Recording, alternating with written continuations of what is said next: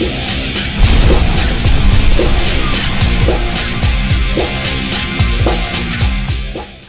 guys, welcome to the video. Welcome to Microsoft Flight Simulator 2024 and welcome to this second installment of my new series, which is 10-minute tutorials. And obviously, as the name suggests, the aim is to cover a particular topic or subject within 10 minutes or so for Microsoft Flight Simulator 2020 or 2024, X-Plane 12, and potentially also, depending on how we get on, DCS and or BMS. But the previous video I covered creating a flight planner using the new Microsoft Flight Planner and bringing it across into the sim and importing it for particular aircraft. Now the thing is that not all of the aircraft can use that system because some of them, for example the Inibuilds, and it was a question asked to me on the video, does this work with the Inibuilds? And it doesn't. You can't import from the flight planner into Inibuilds. It just doesn't work. The system in the flight management system is too complex. So there's quite a few aircraft in the sim that have been created by Inibuilds or other companies where it can't utilise that basic flight planner. It's great for GA, not so great for other stuff. So let me just load this up in the background and we'll have a look at the options. So as I say, the EFB isn't really of any use to us because it's the same underlying flight planning thing. So if I click find, I can't be bothered because it doesn't work. There's no point demonstrating something that doesn't work. But what we will do is we'll go from Southampton, we'll go to Edinburgh, so EGPH, boom, there we go. And we're not going to go off the runway because I don't want to start with the engines running just for this. So we're just going to scroll all the way down and then choose a ramp stand, set as departure, and then load that in whilst we're talking about the other stuff. Okay, so let's come and talk about flight planning. So there's basically three flight planners within the flight system. There's the electronic flight bag, which has been around for a while now, which is no use for this. This is the new flight planner, which again is no use. For example, if I go here and I go Airbus A321, which is what we're using for this, and I go route, and I'm going to put the route in for a couple of steps of it. So Southampton to Edinburgh. The issue you've got is it doesn't tell you anything about how much fuel to put in your aircraft. It's got no fuel planning in it at the moment that I can figure out. So that is absolutely useless, really. It does, however, have the knee board, and you can see it starts to populate some information here. However, we need our route. So SimBrief is the tool that I use, completely free. It was taken over by a company called Navigraph who do payware charts, etc. But this part of it is free. It's an excellent thing. I've used it for years. So you load simbrief.com, download it. Well, you don't download it, it's a web page. Go onto new flight and you'll see there's 4 red boxes. We're going to fill the data in for these 4 red boxes. So we said we're going from Southampton, so you can see I've previously used these information, which is why it's pre-populating, to Edinburgh. Aircraft type, we need to tell it what aircraft we're in. We're in the A321 Neo. The Sim A321 is a Neo, so we need this one here, 21N, A321N for Neo. Click on that. You'll know it's correct because when you come to the variant or airframes, click on that and it gives you the option for the Inibuilds A321 LR Leap 1A, which is the Neo. Having done 1, 2, 3 and 4, you then click on generate flight. It will come up with a flight.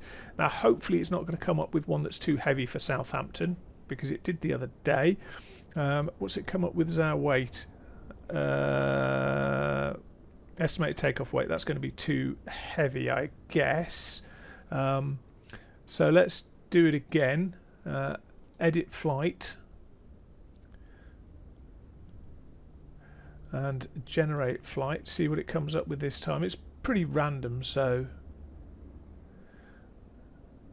but it came up with one that was too heavy for the we'll just go with it. It's coming back with the same figures. We'll see if it works. If it doesn't, then fine. But anyway, having got that, we can have a look down here for the flight plan, and we're taking off runway 20, so where it's got the /20, that's runway 20. We're landing runway 06, so /06 is runway 06. There's no guidance in terms of the takeoff route. We're going direct to Norrie, but in the landing you'll see this 5-letter thing here, INPIP, or 6-letter, sorry, INPIP 1 Echo. That is our arrival. So when we come back over here, you can see we haven't got it in, but if we come to route and come down here for the approach, auto select the approach, that's fine, auto select the route, and we want the input 1 echo, which it's got. If it didn't have the input 1 echo, we could remove that and we could change it. So it does have it, fortunately. What that means is when we go back to Iniboard, we now have the maps for things like the input 1 echo, which is absolutely fantastic. So although we can't plan with this, we can at least get the charts up. The only thing I've noticed is it does not have an approach chart for Edinburgh, but yeah, you can't have everything, I suppose. So get rid of that, load into this, and we're going to go through this quite quickly because it's not a tutorial in terms of anything other than really the actual system for getting your flight plans in. So batteries 1 and 2, external power on, switch that to that, to that, to that. So that's all your nav systems loading. Coming down here, clear, clear, clear, clear, clear. In fact, we want the FMGC, and then coming down here.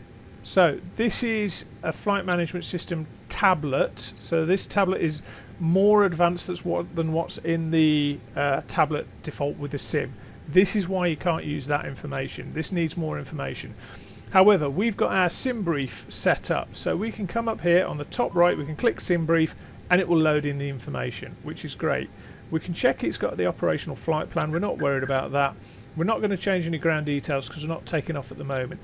Payload, we can then go sim brief, give me the payload, and it will load the payload. There we go, it's gone green. Apply the load. I want it instant because I'm I don't like to wait. Apply the load, 76310. I reckon that's going to be too heavy for this airfield. So runway 02, surface, sync the weather.